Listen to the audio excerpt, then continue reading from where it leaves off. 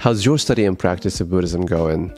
In the last video, we investigated what I called the most important passage of the Buddhist scripture called the Lotus Sutra, and the passage was about the sutra's idea of one vehicle that reveals the universally shared Buddha nature that is inherent to all living beings, including you and I. In today's video, we will take a next step and look at how this declaration of the one vehicle made a huge impact on the minds of the Buddha's disciples according to the Lotus Sutra. But you may wonder, why is that important to know that? Great question. That's because the Lotus Sutra wants you to imagine and recall yourself becoming one of these disciples and feel and explore whether it clicks something within yourself. When you read the Lotus Sutra, you are transporting yourself into the great assembly of the Lotus Sutra, meeting with the Shakyamuni Buddha face to face. That's what the Lotus Sutra wants you to feel and imagine. With that in mind, here is the question for the day. What does it mean that the Buddha's Shravaka disciples transform into the Bodhisattvas of one vehicle? In the Lotus Sutra passage, Buddha says all of his Shravaka disciples known as voice hearers, whose practice is focused on their personal enlightenment, are in fact Bodhisattvas, who strive for universal enlightenment. This is the Lotus Sutra's famous teaching of one vehicle, but what does this really mean? We can clarify this by focusing on the sutra's one particular passage that confirms how these Shravaka disciples understood the meaning of the one vehicle, according to the 4th chapter of the sutra where they say to Shakyamuni, "We are now true Shravakas, voice hearers, for we will cause all beings to hear the voice of the Buddha way." This is how Shravaka disciples took the Buddha's announcement of one vehicle that reveals that all disciples of the Buddha are Bodhisattvas. So the Shravaka disciples took the meaning of being a Bodhisattva to be equal to being a true Shravaka. This is so key, and yet almost everyone overlooks this supremely significant passage. But you're lucky, because this is exactly what we will discuss today. But first is review, and then we will see this passage in detail. What I really want to emphasize is in the last couple of minutes of this video. But in order to get there, I first need to lay out materials and gradually build up. So I want you to make sure to reach to the end of this video if you're serious about the learning of the Lotus Sutra. Because of the popularity of the idea of universal Buddhahood in the sutra and its implication of the universal Buddha nature that is inherent to all beings, many people get excited about this sutra, Lotus Sutra, right? Wow, then what a nice idea. I will be a Buddha and people I don't like about, and also all will be a Buddha. What a nice vision, right? So people get excited about it and people try to read it on their own, and yet, as you may know, this sutra is not easy to understand. So many of us tend to give up, get frustrated, get confused about what we read, tossing it away. But if you toss it away, make sure to catch it again and let's not give up. That's the whole point of this channel, the Lotus Sutra Lab. So because of that, I'm so glad that you showed up today. Showed up? Yeah. On the other side of the camera, right? So given this common challenge, the last video directed our attention to the one particular passage of the Lotus Sutra that sort of is very vital for making sense of the underlying philosophy of the entire Lotus Sutra. As you may recall it, here was the passage. There's nothing other than the one vehicle Dharma. There's neither a second nor a third. As we saw, Buddha also declared there that all of those whom the Buddhas teach and transform are Bodhisattvas. If Shravakas or Bodhisattvas hear any teaching that I expound, be it even only one verse, all are certain to become Buddhas. The key to unlocking the first passage is to understand the relationship between the notion of one vehicle and three vehicles. If you're not familiar with these terms, I suggest that you check out my last video, the most important passage in the Lotus Sutra explained. Especially if you are not sure about the difference of three types of Buddhist practitioners of Shravaka, Pratyeka and Bodhisattva. This video is a go-to place. What does Shravaka's transformation into Bodhisattva mean?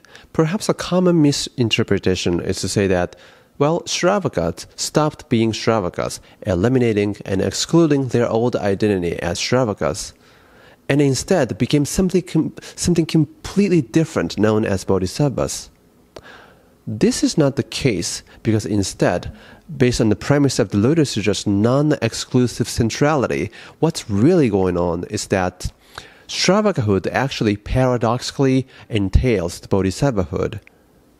And ultimately, Bodhisattvahood entails Shravakahood. So what's going on here is to say that what seems to be different between Shravaka and Bodhisattva actually turned out to be merely two different aspects of the same one thing. So here's an analogy borrowed from Brooks Zipporn, professor at the University of Chicago Divinity School. What is this figure? A cube. If you look at this cube by focusing on the point P, how does it look? Now, if you shift your focus and look at the cube from the viewpoint of O, now, how does that look like? Let me know your experience in comment. Depending on the focus of your perspective, the figure looks different. And nevertheless, you are looking at exactly the same figure, right? So the difference of how it appears in two different ways are two different modes of its presence, the same thing, two different aspects of the same thing, right? So what is important is to say that these are two different versions of the one same thing, right? When one version is seen, the other version is unseen. And when the other version is seen, the first version is unseen. And yet, when one is seen and the other is not seen, this being unseen, being absent from the perspectival vision is how the other appears in the mode of absence. That's always already there, even though it's unseen. Not everything that is present always appears. Something appears in the mode of absence. Look at the chapter 16 of the Lotus Sutra. That's how the sixth alternate manifestation, or Rokuwaku Jigen in Japanese, of the Buddha's presence works as a skillful means. In this sense, one always paradoxically entails the other, and it's vice versa. This is kind of the underlying logic between the relation of necessity between Shravakahood and Bodhisattvahood. When we affirm Shravakahood, that's also affirming the Bodhisattvahood that appears in the mode of absence. When we talk about the Bodhisattvahood, we're also acknowledging the Shravakahood that appears in the mode of absence. The difference between them is the focus of your perspective. That's how one paradoxically entails the other. And it's vice versa. In the context of the Lotus Sutra, this logic appears in the Shravaka disciples' response to Shakyamuni's declaration that all of them are bodhisattvas. You may recall the passage where they said to Shakyamuni, "We are now true Shravakas, voice hearers, for we will cause all beings to hear the voice of the Buddha way." Isn't it interesting that they say they are bodhisattvas by saying that they are true Shravakas, rather than saying they are bodhisattvas? This means that the meaning of Shravaka is not different from bodhisattva. So becoming a bodhisattva is not an exclusion or denial of their old identity as a Shravaka, but rather bodhisattvahood is the ultimate and greatest version of Shravakahood, what it truly means to live as a Shravaka. But what does to live truly as a Shravaka mean? The key is, as they say, "For we will cause all beings to hear the voice of the Buddha way." That's how Shravakas become bodhisattvas. Now we are finally in a position where we can talk about this passage. In this sense, in the Lotus Sutra, being a bodhisattva does not mean an elimination of replacement of Shravakahood. Being a bodhisattva rather means an extension of being a Shravaka. In the same way, this implies that becoming a Buddha means an extension of who you are. Buddhahood is the greatest version of who you are. The relationship between the two is like the relationship between the two appearances of the cube. When one is present, the other doesn't appear. But this disappearance or non-appearance of the other means that it's been always already present in the mode of absence. The point here is the Lotus Sutra is absolutely beautiful and peaceful philosophy of the non-exclusive philosophy of the Lotus Sutra, the non-exclusive middle way in the movement from one to another, from Shravaka to Bodhisattva, from you to the Buddhahood. You're already a Bodhisattva. You're already a perfect person. With all of these in mind, now let's take a deeper look at the relationship of the reversibility between the Shravakahood and the Bodhisattvahood. Shravaka means voice hearers. Their job is to make themselves hear the Buddha's teachings. But now, as a Bodhisattva of one vehicle, they maintain their original identity as a Shravaka and discovered the true meaning of what it really means to be a Shravaka. As we saw, according to the sutra, their understanding is to cause all beings to hear the Buddha's teachings.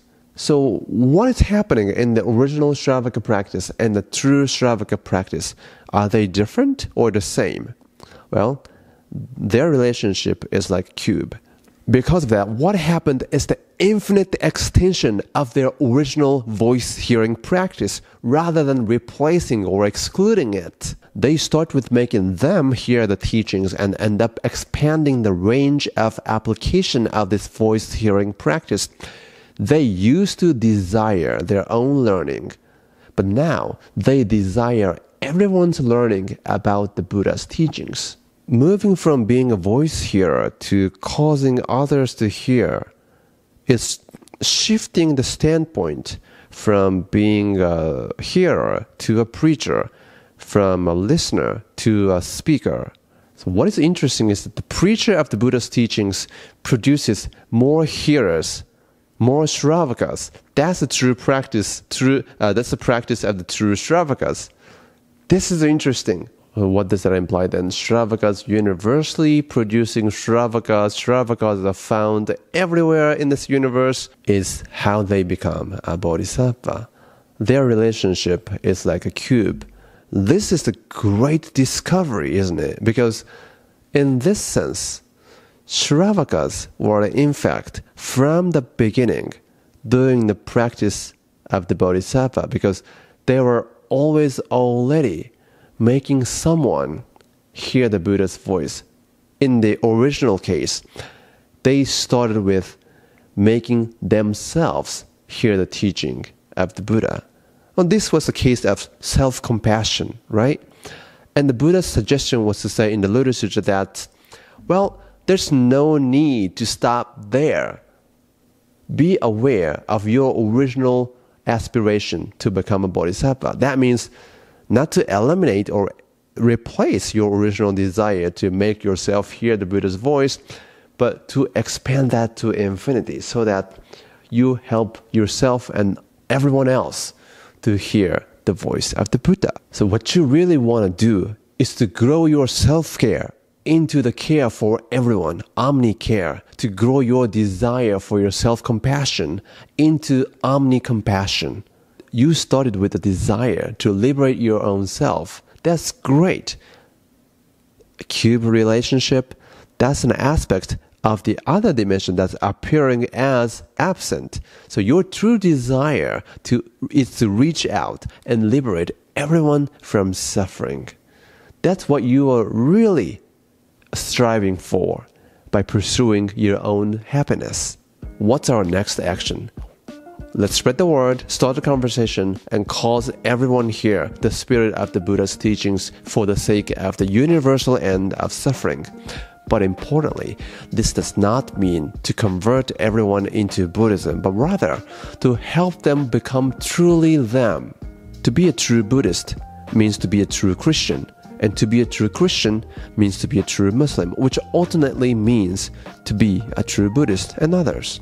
We are all expressing the universally shared same truth. You are the point O, and they are the point P of the 3D cube. You are already a Bodhisattva, and so they are. You get the point.